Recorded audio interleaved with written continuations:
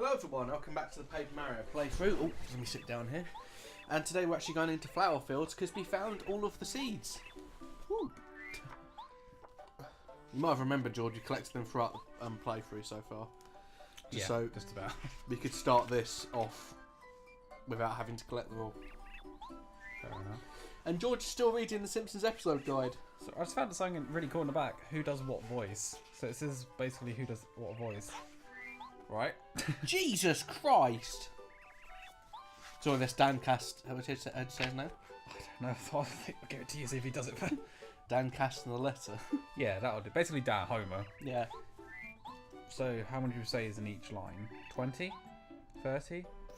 35. And there's 1, 2, 3, 4, 5, 6, 7, 8, 9, 10, 11, 12, 13, 14, 15 and a half lines. Christ, that's so many characters. Some of these are completely random. A lot of them are one-offs. Like Chinese Guard 1. And it's just got like an episode reference number, but... Man in suit. Horse. Horse. Well, I know he does, Well, these are the main... I know he voices Santa's little helper, doesn't he? These are like the main ones here, obviously. So you've got, obviously, Homer, Arnie Pie, Barney. Arnie... I know he designed Artie Ziff as well, didn't he? Do you remember him? The blue-haired lawyer. Please don't tell me Burns I've got lawyer. busy hands. Fantastic Dan. Who's that? Oh, George, we're in flower fields, and this tree has a mustache.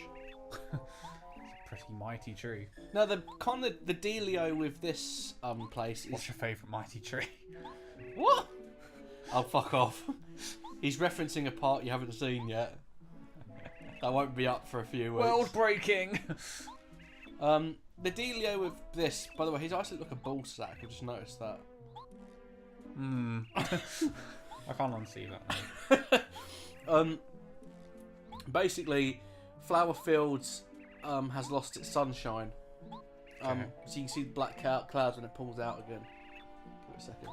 There you go. See the black clouds? Oh, yeah. We need to restore their sunlight. And basically, Huff and Puff, who's the villain of the chapter, and I've left the thing on the bottom there so we can see how long we've got left. That probably makes it a lot easier and it doesn't look as stretched. The Lord Huff and Puff is got basically a cloud machine, and we need to destroy it and then go fight him. So to get to Huff and Puff, we have to grow a magic beanstalk. I'm not making this shit up. And I kind of like that. It's kind of cool. Well, the fact that it's so out there. Yeah. And it's kind of, referencing like classic kind of nursery rhyme things. But we have that was, by the way, that was an expert level block. It does not choreograph that. Oh, you have to basically guess, and I just blocked it first time. It's easier to do it in Thousand Year Door, but on this, that's basically impossible to block, and yet I still did it. Well, you nailed it. Yeah. So we also, while there we got Troy McClure. You may remember me from such driving films as "Oh my God, slow down! We went through the lights." There's so many things they put in it. So we're going completely off it. Educational films. Should we do those ones? Lead paint. Here comes the metric system. Fuzzy Bunny's Guide to You Know What. 60 minutes of car crash victims. Have you Alice's Adventures Through the Windshield Glass. I love that one. Did you do you know why they retired that character, don't you? No. Do you know who Phil Hartman is? Sounds familiar. He's the guy who voices him and Lionel Hutz, the dodgy lawyer. Yeah. Unfortunately, he was also going to play Zach Brannigan as well. He was murdered by his wife. He was sleeping and she was well known to be she was having a bit of a breakdown. Yeah. And she shot him through the head when he was asleep. So, unfortunate. He's great voice actor and a great talent. And if you want to kind of know what he sounded like naturally, Zach Brannigan is an impression of him by Billy West. Right. Because that's the voice he was going to do for it. Zach Brannigan was made for him, so it's kind of the best job you can do, really. They kind of retired Lionel Hutz and Troy McClure, which is why you haven't seen them since then. When was that the last kind of thing that he was in then? That was in '95. Jeez. By season 6 or 7. Basically, the characters are still in the show, but they don't have speaking lines. Yeah. Like, it's not like, Edna Krabappel, they've kind of retired that character permanently now because Marcia Wallace unfortunately passed away. it's not like that. They've kept them in the Simpsons movie. They're still in group shots. They just don't have any lines. Because they said they don't want to recast it, but they also don't want to make Get rid of it. dour. It's just a thing. Yeah. I think with Marcia Wallace is a harder thing. Like she's a Krabappel's such a main character. Yeah. Essentially, that you kind of have to retire that character. Anyway, We've got to try not to talk about the Simpsons too much. Else we had nothing left. let's go back onto lighter things. This flower here, who is very, very irritating and very, very arrogant. We have to save her from these green Monty moles, and these green Monty moles, George, are surprisingly tough to kill. And I'm not a fan of killing moles generally. In fact, I have a really weird story about a mole if you want to hear it. Of course you do. Go on. Molly, my dog you're seeing on the screen now, is a bit crazy. She has, as George will attest, quite the personality. Yeah, that's one word for it. She's very energetic and loves to kill things. Spirits mainly. And her own brain cells by running into things. I took her for a walk about 1 year after we got her. So when she was like 1 on a bit. Yep. She found a mole, picked it up and dragged it around until it basically split in half and its entrails went everywhere. And she handed it to me with the face of the eyes of a killer. It was the most revolting thing I've ever seen. I would like to stress the mole was already dead. Okay. She didn't kill it. She just basically dragged it until it fell apart. Christ, that's a much more dignified end. It was disgusting. And she's also killed a rat before. Have I told you that story? Go on. I think I have. I told the audience anyway. Me and my family own chickens. We did anyway. At the point of recording, we don't own them anymore because they've all died. Natural deaths. Now, yeah. Natural deaths. Yeah, KFC bargain bucket. Wipes grease away from face. Shut up. These wipes sure do come in handy. Oh no, the wipe is just a chicken wing, like, with the feathers still on it. And Oh, I just got the image of that. That's all. oh no, it's just the whole chicken up. Thanks, Betsy. Her name was Betty, you mug. No, that was like another one. We don't cook. How unimaginative. This is Betsy, Betty, Bunty, Brunty. Biggie, Biggie. This is the black chicken, Betty. No, and we used to get. My next door neighbour has doves as well, so we used to get a lot of mice eating all the chicken food that was in our garden and that. And one day we got a huge rat came in. We don't know why. I think it was just because we also live next to a horse. We live where a lot of mice and rats will be. It's naturally, yeah. And outside my stepdad's workshop, this huge rat about half the size of my arm came out. And Molly, standing next to the shed, not really paying attention, turned around, barked. The thing tried to get away. She dived on it, like fully pounced. Christ. Grabbed it by the neck, ragged it about until it died, and then I went, Molly, like that, and she kind of looked at me like, and then just dropped it on the ground, and it just went, it's like, oh! Oh dear. It was fucking disgusting. I had to put the poor thing out of its misery, because it was still twitching a little bit. I dropped a brick on it. I know Molly was a bit mean, but you didn't have to put her down. Jesus. No, she survived the brick. No, How tough she is. I asked Molly to put it out its misery, and she just punched it to death. It's like, that's the thing that surprises me about her, is like, I've owned dogs all my life, and none of my dogs have ever been murderous in any way. They've never had any kind of compassion to kill things. I mean, but they're animals at the end of the day. They want to kill and eat things. That's kind of what. But yeah, that's what they do. It's kind of what dogs do. And it was weird seeing that because Tilly and Jess, my two first dogs, have never killed anything ever. Tilly's too gentle. She won't bare her teeth or anything. And Jess just didn't really have it in her either. But Molly was just like gladly ripping voles in half with her bare hands. Anyway, get back to a lighter topic. This is Rosie, I think. I can't remember what their names are. But Let's just go with it. It's fine. now you can see where I'm cutting between places. Unfortunately, that is a problem with this chapter. It is a lot of back and forth. if you know what I mean. But it's mainly like you have to go through different passages. It can kind of get a little bit annoying. So like I'm cutting out all the backtracking, so you're just going to see me go from one place to another. And by the way, see that long line of daisies up there? Yep. We're going to go through them. Cool. Kill them all. Who's that? I have no idea. I think it's upstairs. We'll have a look in a minute. What, upstairs? It's probably the biggest problem with this chapter is the pacing. It's quite short. Like when I've cut out all the backtracking, it's incredibly short. And the boss isn't. I don't know. I used to find the boss really difficult. See how that was the first one I just cut to the end of killing them all. I used to find the Huff and Puff really hard to fight, but I don't know what it is. Maybe it's just because I've gotten older, or I've kind of realised the pattern to it. I don't find it that difficult anymore. Word to the wise, Bo is the best. Well, is next to What is the most useful character to level up, especially against Huff and Puff.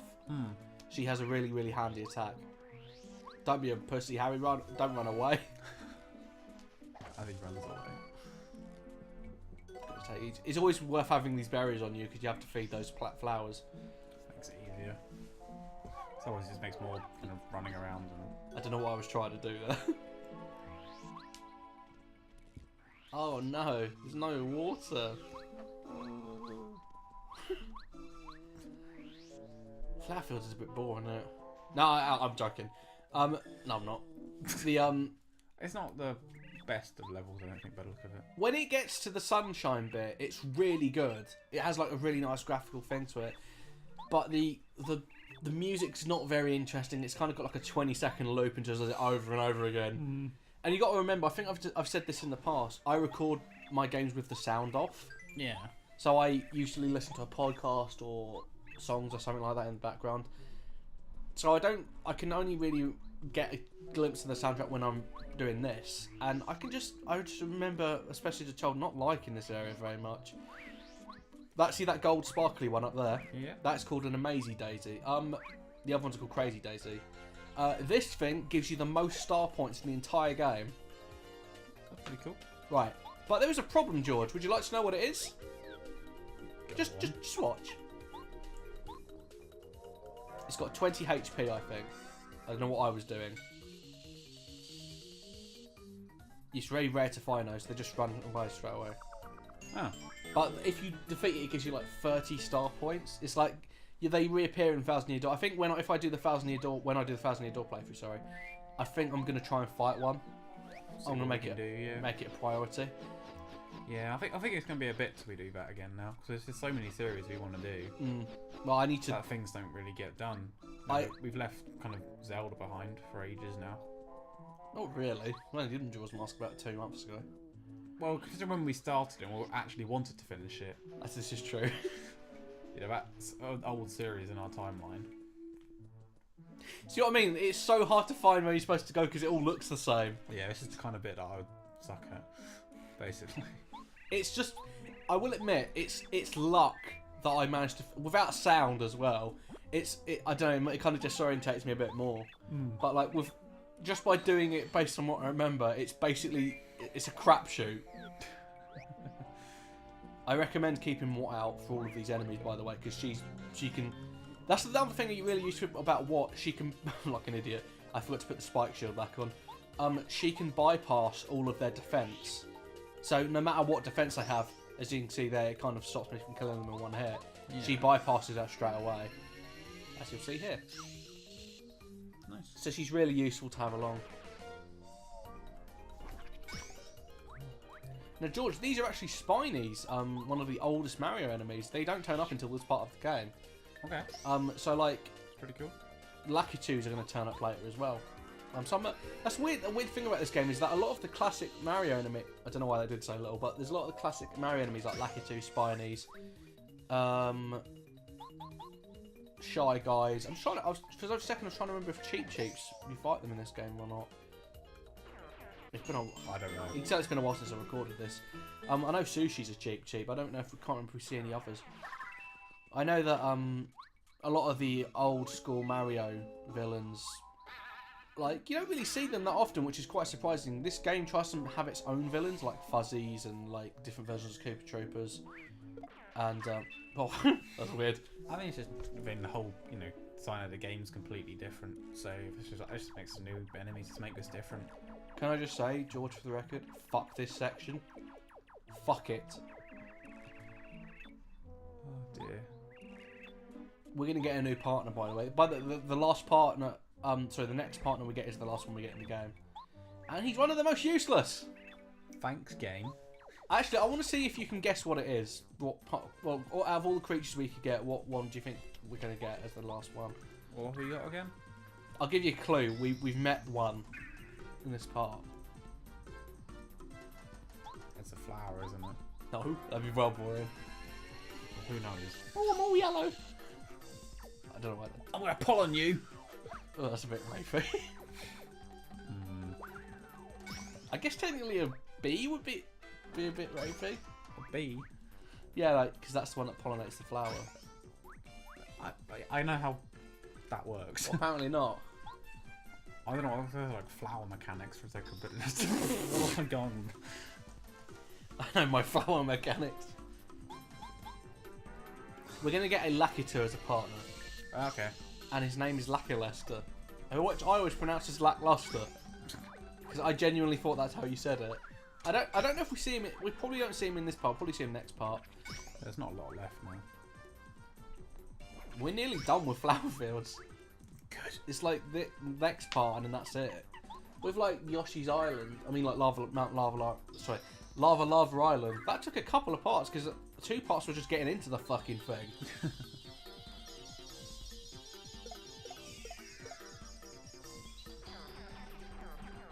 Proving that once again that Starstorm is probably the best Star Spirit power.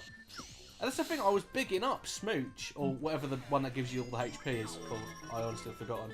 I was bigging that up, but I haven't used it once yet. I've not needed to, because I'm just powering through these guys. Yes. This is a maze. This is really fun. Yes, we love this level much. What's your favourite maze? The crystal maze. Did you see they're bringing that back? It's interesting. Oh, and Thingy's hosting, isn't he? Stephen Merchant. No, who was doing it? I know he was doing the one-off. He did the one-off Channel 4 special. Was it Richard O'Brien? I don't remember now, but it's on. I would like him really to different. Stephen Hawking. No, was it? Did you see that comic relief thing with Stephen Hawking when they're getting different people to like try out for his new voice? I don't like that. Was it Daniel Craig? I think there's a few different people, yeah. But... I didn't like that. It wasn't like a thing I felt was insulting. It wasn't really that funny. I remember the David Williams and Stephen Hawking one. I thought that was pretty funny. It's nice that he does that sort of thing, though. That's the best thing about it. A little part of me is like, it's a little undignified. Not anything to do with his disability. Like, the guy's a world-renowned physicist, one of the smartest men in the world, and I'm just like, don't belittle yourself and stuff like that. Maybe that's arrogant of me. It's just what if that was me, I wouldn't want to do it, because it's just I'd rather focus on my work and stuff like that. Yeah. It's kind of the same as like Daniel Craig doing the voiced thing with him. It's like Daniel Craig's so cool that it's almost weird to see him do stuff like that. Yeah. It's like not saying that he's like above it, but like when you see him interviewed and when you see him being James Bond, it's just like the guy looks so suave and cool all the time. You don't expect him to do stuff like that. And if it looks like I'm having a lot of trouble with this, mate, it's because I fucking am. If you could see Mario, it would be easy. Just see his little head bobbing along. The only thing is that Watt's just poking up there. Yeah, who was doing the Crystal Maze? Is it a reboot, isn't it? They're doing it again. Let me have a look. I do really want it to be Richard O'Brien, because that's one of my childhood things was watching the Crystal Maze. They are kind of remaking and redoing quite a few things at the moment. If people don't know what the Crystal Maze is, it was like a game show where they had to do little challenges. 80s or 90s? 90s. No, And the early 2000s. Okay, yes, but more recent, I remember. This is Rosie, the Rose. That's why she was called that. Right, this is bullshit. Watch this. You have to take this water stone off of her to give it to the lily pad, Lily. Right. However, she wants something else to replace it because it's beautiful. We have to go back to the, you know, the crystal tree thing. We have to Yeah. go back there, and then come back here. I cut all that out, don't worry. But like I'm saying that's what a lot of this chapter is backtracking like that. I think I just cut straight there, don't I? No, apparently not. Apparently I didn't see fit to spare you all the backtracking, and I just jumped straight down. I remember now. New host. Oh, okay, yeah, I'm fine with that. Richard, how'd you say his name? Awadi, isn't it? I don't mind him doing that. He's pretty funny. However, as long as they stick to the original format, it'll be fine. I'm not sure what it says. Crystal Maze is a really fun show. It was like one of them Saturday morning things. There used to be so many programs like that. You could just like everyone could watch. Well, this is it for this part of Paper Mario. We'll talk next time more about kind of random shit that's not Paper Mario. That's the thing. Yeah.